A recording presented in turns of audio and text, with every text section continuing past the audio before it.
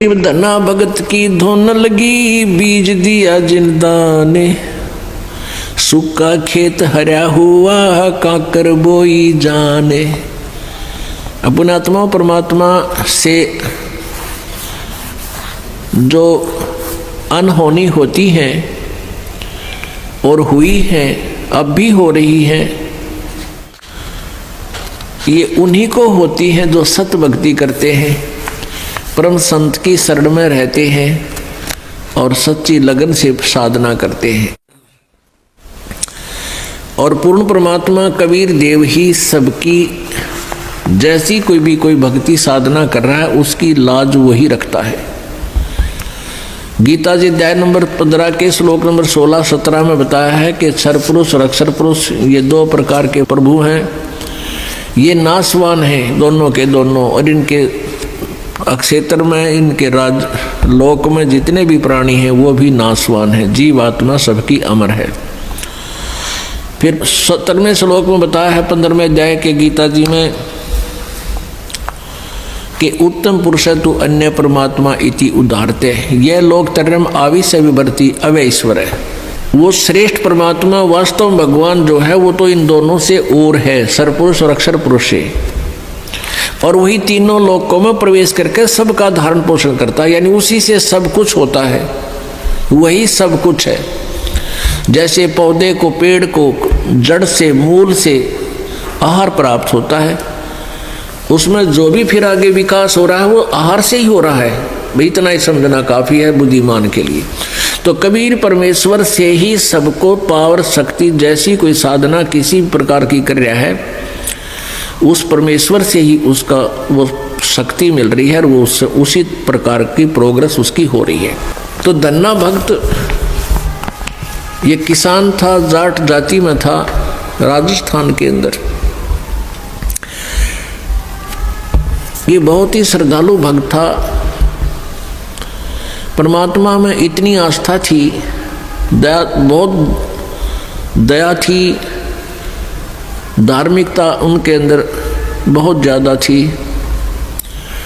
उसकी धर्मपत्नी बहुत ही नास्तिक टाइप थी, वो भगत जी को काफ़ी बाधा पैदा करती थी भक्ति मार्ग में। फिर भी भक्त अपनी श्रद्धा और स्वभाव से कभी विचलित नहीं होता था, क्योंकि राजस्थान के अंदर बहुत पहले की बातें हैं, 400 वर्ष पहले, तो वर्षा हो जाती थी तो अन्न होता था, ज्वार बाजरे बोआ करते थे, अन्यथा बहुत ही भूख मरी होती थी, गरीबी बहुत थी, निर्धनता बहुत थी। एक बार वर्षा हुई और धन्ना भगत की बीज बोने के लिए, ज्वार बोने के लिए चल पड़ा।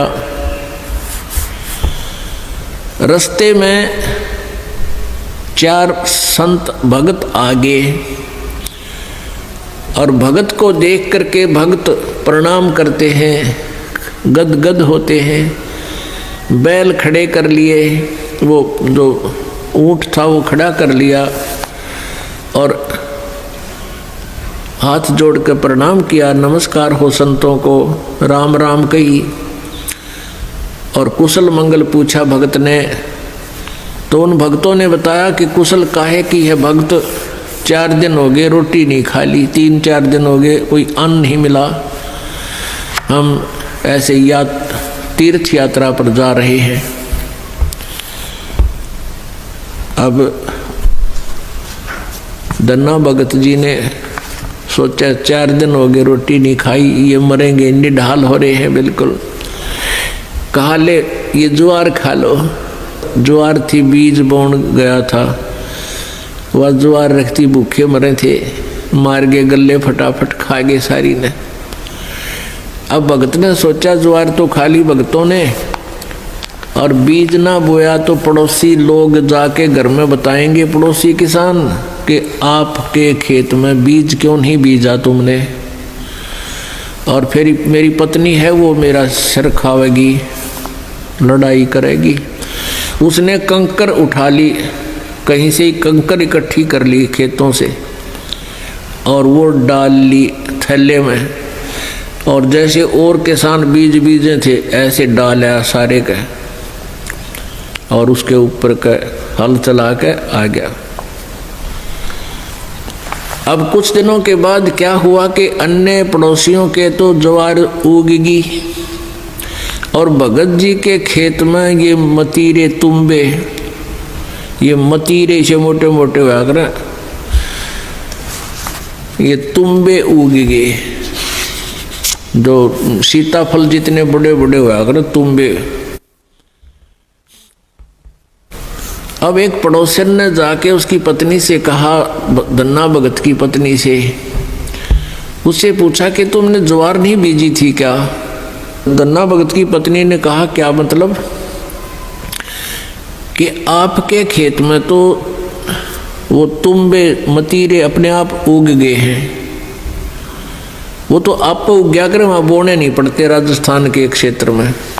कहने लगे आपने कुछ बीजे नहीं रखा, उसमें तो नरा कुबाड़ जाम गया, वो तुम्बे पैदा हो गए, नरे इतने पड़े हैं बिना गिनती के, इसे मोटे मोटे।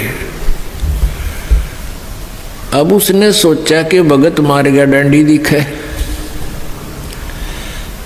धन्ना भगत की पत्नी ने सोचा भगत जी कर गया गड़बड़ और इसने बीज भी कितना दान में दिया होगा। अब उसने सोची एक बार खेत देख कर आऊँ, पाछे मगज मारूंगी इसके लिए। अब वो खेत में अपने पति से कहने लगी कि खेत में जाके आऊँ मैं, ज्वार देख कर आऊँ।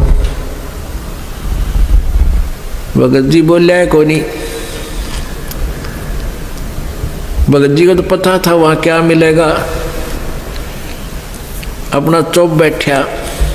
और वो भगत धन्ना भगत जी अपने मित्रों के साथ उसी समय बातें करता था, भक्ति की चर्चा। जब वह कितना खेत खात में चली जाया करती, वह खेत में गई, उधर से अपने भक्तों के भगत आगे उड़े बैठे बैठे भगवान की चर्चा कर रहे हैं, आंखों में आंसू आ रहे हैं। और वह भगतनी आव है कति लाल पीली हुई है, जान गया भगत आ गई या तो भाई करड़ाई। अब देखी जाएगी, जो होगा ही होना तो है ही। और वह कहकर एक मतीरा तोड़ जाई, तुम्बा इतना बारा मोटा सर पर धरी नो, अब इसका सर में मारूंगी। आकर ने बोली भगत जी खेत में बीज ज्वार बो का आया था। भगत जी न्यू कर ली नाड़ तले ने, और उसने नो सर में मारा। वो मतीरा मारने के उद्देश्य से नो सर में ठोकन खातिर वो नो कर गया थोड़ा सा, वो धरती में लाग के फूट गया। नो बोली बालक तन्ने खाएंगे के उड़े मतीरे उग गए सारे, तो बीज कित फूक आया। तो वो मतीरा जो था वो तुम्बा था, धरती में लाग के फूट गया। फूट गया तो उसमें एक दड़ी यानी 5 किलो लगभग ज्वार निकली। ज्वार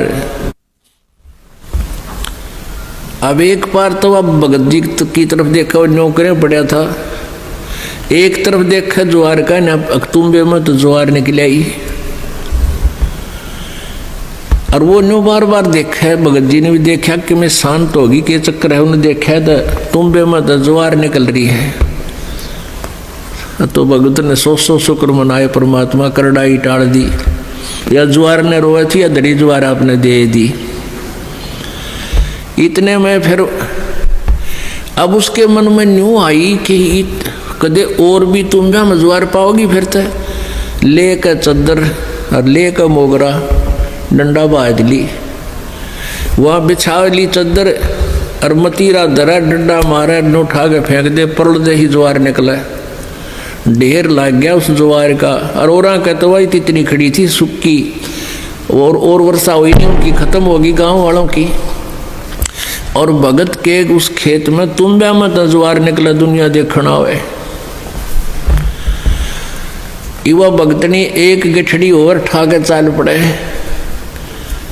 जब वह 3-4 गठड़ ले आई, 3-4 अपना जितनी उस खेत में होनी थी, उगनी थी, यानी जिसमें निपज होनी थी उपज, उतनी ज्वार जब आ ली, भगत जी ने बोले वो और मत लाइए, अपनी आ चुकी है। और इसको बांट दे सारे गांव में, सबके बालक भूखे हैं। मैं बोली क्यों? मैं सारी ले आऊँगी। वह ले आई ठाठा गए, फिर जो भी गिठड़ी लाए वहाँ तक ताबा बोझ मरती, वहाँ खोल ला उसके वो बूमड़ा हो जाए, उसके फूल वो बन जाए छिलका, ज्वार ना रहे। वह एक दो गिठड़ी तो लाई, फिर बैठ गई, अगियो अच्छा चाड़ा हुआ। तब धन्ना भक्त ने कहा भाई बाकी की ज्वार भगवान ने आप सबके लिए दी है और अपने हिसाब की ले जियो जिसने जितनी चाहिए और सबको बांट दी। तो परमात्मा कहते हैं ये मालिक ऐसे ही किया करता है, तो हम सच्ची लगन लगावन। परसों एक बहन आई रेवाड़ी साइड की, वह 10-8-9 वर्ष से नाम ले रही थी। उसका पति नाम नहीं ले हुआ था, वो गुटी छुट्टी लावा था। फिर उसने वो तकलीफ होगी, कोई बीमार सिमार हो गया, उसने भी नाम ले लिया। वो नाम लेकर गए थे, वो अकेला वो ले गया था, और वह पत्नी उसको दिलाकर नाम लेकर गई थी। वो पहले से लिए हुई थी नाम, उसकी पत्नी। वो ना माना करता पहले बिल्कुल भी, वो बीमार सिमार सा हो गया, फिर नाम ले लिया। उसके पति ने 1700 रुपये रखे थे, गरीब सा काम, बिल्कुल निर्धन से, और 1.5 और 15 नोट थे 10-10 के 150 रुपये उन 1700 में। तो उसकी पत्नी को कुछ पैसों की आवश्यकता थी, भगत ने कहा कि वहाँ से उठा ले, 1700 रुपये रखे हैं। तो उसने देखा वो 1700 तो रखे थे, उसने थोड़े से चाहिए थे, 100-200 निकाल लूँ। तो उसमें देखा तो 1700 तक हो ना, वो जो 10-10 के नोट थे वो 1-1 हज़ार के बन गए। वो 15,000 रुपये तो वो 150 रुपया के हो गए, और बाकी वो जो 1700 का जोड़ अलग रह गया, 1450-1500 वह न्यारी। तो वह कहने लगी भगत ने, अकाइयत ने के दिखाऊं? क्या देख के कर दिया परमात्मा ने, हमारे गुरुदेव ने, कबीर परमेश्वर ने के कर दिया कि ये तो घने रुपये हो गए, 15,000 हो गए, ये तू 150 बताओ था तो 1500 है बोला। वो कहने लगा हमारे 15,000 तो मैंने देखे को नहीं है, कई साल हो गए, 15,000 कितना है गया, देख ले के हो गया यूँ। तो भगत ने कहा है कि तुम्हें घने दिन पहले की नाम ले रही है, गुरुजी ने के बारे में आप ही ज़्यादा जानते हो, मन तैयबा नाम लिया है, ये के कर दिया हमारे घर पे, यानी तू ही ज़्यादा जान सकती है आपके भगवान के बारे में। तो पुण्यात्मा हुआ बेबे फिर यहाँ पैसे लेकर आई, पाठ करवाया। ने बोले जी ये वो नोट कति नए कति जानो ये गड्डी में काट के लाए, ऐसे 5 नोट उस बहन ने दिए। यहाँ पर तो पुण्यात्माओं पहले तो एक उदाहरण धन्ना भगत जी का आज तक गुणगान किया जाता है, और यहाँ परमेश्वर कबीर जी की कृपा से, उस परम पिता परम अक्षर ब्रह्म की रजा से, या गिनती नहीं इसे चमत्कारों की।